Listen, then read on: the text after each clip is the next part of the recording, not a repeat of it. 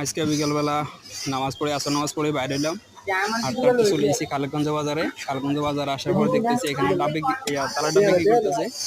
তা আসলে এগুলা অন্য একজনের জন্য কাটার পর আমি দেখলাম যে মোটামুটি সাইজ ভালো, সুন্দর এবং কি নরম নরম টাইপের। তো খাইতে মন চাইলো, তো আমরা 2 পিস নিলাম। 1 পিস যেটা তো ভাই খাইতেছে, 1 পিস আমি খাইতেছি। আমাদের খালেকগঞ্জ বাজারে মোটামুটি আকারে চলতেছে টুকটাক দোকান, মোটামুটি হয়ে গেছে 20-25টা দোকান হয়ে গেছে।